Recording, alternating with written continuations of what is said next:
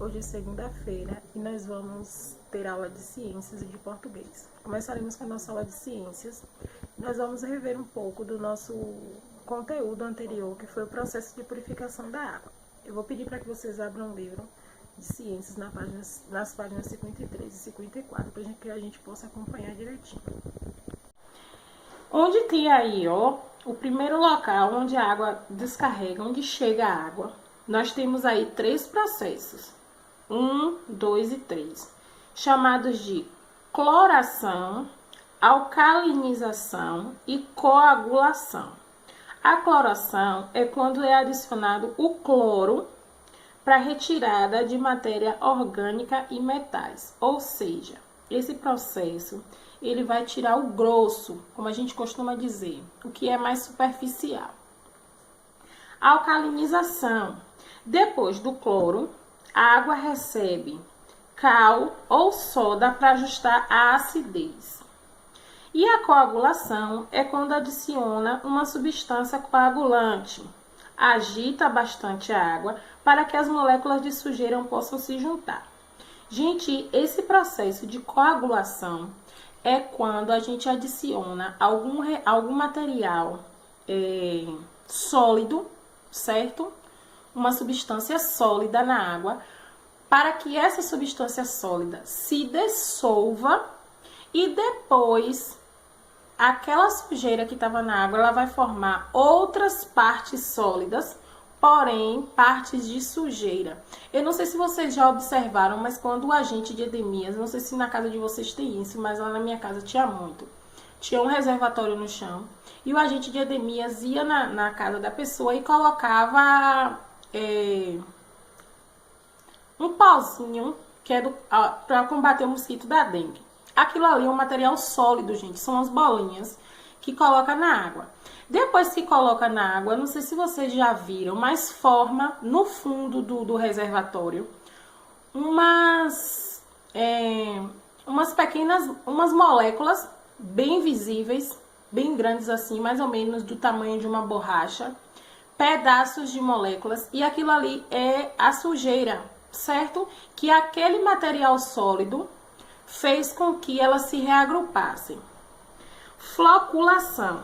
Depois que coloca a substância que ajuda as moléculas de sujeira agrupadas a se formarem os flóculos ou partículas que possam ser retirados da água. Isso aí, gente, é justamente o processo que vem logo depois da coagulação. Na coagulação, a gente coloca o material sólido na água. E na floculação é quando, a partir desse processo, vai formar outros coágulos, outras moléculas, porém não é mais daquela substância que foi utilizada para a limpeza, e sim da sujeira, para que aquela sujeira possa ser retirada. Isso acontece em piscinas, existem umas pastilhas que coloca para fazer a limpeza, e depois que coloca essa pastilha, ela faz com que a sujeira fique toda no fundo, formando outras moléculas, que fica mais fácil de ser separada da água. No número 5, nós chamamos de decantação. O que é decantação, Pro? É quando a água segue para tanques, onde descansa, para que os flocos de sujeira formados na etapa anterior possam ser retirados. A decantação, gente, é o descanso. A água deixa de ser movimentada e ela fica parada. Quando ela fica parada, automaticamente a sujeira se separa, certo? Essa sujeira ela pode ser mais densa ou menos densa que a água. Ela pode ficar na superfície ou no fundo. Esse é o processo de decantação. Depois desse processo, que a água está em uma parte e a sujeira está na outra, aí sim essa água é separada dessa sujeira. Filtração.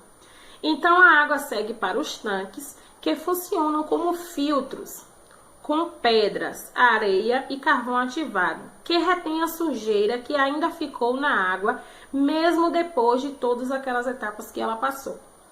No número 7, nós chamamos de alcalinização. A água passa novamente por essa etapa para o ajuste da sua acidez, para evitar a corrosão ou incrustação nas tubulações. Nós sabemos que depois de todo esse processo, a água está cheia de produtos altamente químicos, certo? Então, essa alcalinização serve para suavizar essa água, para que essa água não seja tão ácida e corrosiva, tanto para o local onde ela vai passar, quanto para a gente que vai consumir ou utilizar de diversas formas. Desinfecção é uma etapa em que é adicionada a quantidade de cloro para garantir que a água fique livre de vírus. Ó, gente, lembrando que todos esses processos que eu falei anteriormente são de transformações mais ou menos mais físicas do que químicas, porque tira a sujeira da água, porém, ela vai tirar as sujeiras mais visíveis, sujeiras mais grosseiras, certo? A desinfecção, ela vai retirar micro-organismos, ela vai tratar a água, retirando fungos e bactérias. E fluorectação, trata-se da última etapa, que é quando adicionado flúor à água, e prevenir cáries. Olha só, no livro veio trazendo sobre um outro processo no questionário que não tem no capítulo, que é esterilização. Gente, a esterilização é muito parecido com a desinfecção. A diferença é que a esterilização age de maneira mais profunda. Talvez depois da desinfecção ainda fique mais ou menos entre 5% e 1% de micro-organismos vivos que podem afetar a nossa saúde. Mas depois da esterilização, a água é limpa 100%. Então, a esterilização é muito parecida com a desinfecção, porém, ela é mais invasiva. Ela pode ser feita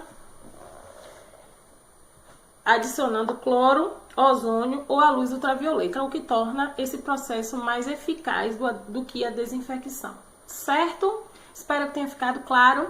E a gente aqui agora vai passar para o próximo assunto, que é a água e o meio ambiente, certo? Nós sabemos que a água está por toda parte. E nós aprendemos que o nosso corpo tem água, que 97% da terra é água. E aí, nós vamos falar agora sobre a água nesse meio ambiente, certo? Nós vamos começar falando sobre erosão. O que é a erosão? A erosão é um processo de desgaste do solo, provocado principalmente pela chuva, pelo vento e pelo meio do choque entre as águas, certo? Quando estas águas se chocam, elas podem desprender alguns materiais. Desprendendo esses materiais, começa um processo chamado transporte. Esse transporte acontece depois do desprendimento, porque a água leva esses pedaços de materiais por todo o seu percurso. Chegando em um determinado local, essa água perde a força e deixa de transportar esses materiais, entrando no processo de sedimentação, certo? Nós sabemos que a água ela é muito importante. E a água vai muito além do que a gente possa imaginar. A água é só água, é só água que a gente usa para lavar a louça, para lavar o rosto, para tomar banho, para escovar os dentes, para beber, para cozinhar? Não. A água também é fonte de energia elétrica, gente. A gente precisa economizar água. É impossível viver no mundo sem água. E economizando energia elétrica, nós também estaremos economizando água, certo? Na página 61, a gente vai responder aí as questões. Na questão 1, na letra A, vocês vão escrever o que é erosão. E na letra B, quais são as consequências da erosão. No número 2, vocês vão ler as alternativas e, de acordo com o texto, vai assinalar somente a que estiver correta, certo? Na página 62, no final de semana, observe e registre quanto tempo uma pessoa pode ser você ou alguém da sua família. Quanto tempo uma pessoa gasta para escovar os dentes, para tomar banho, para lavar o rosto, lavar a louça, lavar o carro e fazer a barba, certo? Isso pode ser analisado em qualquer dia, viu, gente? Não só no final de semana. Vocês podem colocar aí quanto tempo as pessoas da família geralmente gastam para fazer cada coisa dessa. Na questão 4, vocês vão pesquisar essas frases e colocar V quando elas forem verdadeiras e F quando elas forem falsas. Número 5, vai marcar um X nos processos que podem interromper ou mudar o percurso natural da água encontrada na natureza, certo? Tem um processo aí que não tem no texto, que é infiltração. Infiltração, gente, é praticamente uma mudança de percurso, certo? Vocês pesquisem, sempre que vocês não encontrarem no texto alguma coisa, eu sempre falo com vocês para pesquisar. Vocês podem pesquisar no dicionário, podem pesquisar na internet, porque estudar também é pesquisa, viu, gente? Beijo e até a próxima aula. Qualquer dúvida, vocês podem me chamar.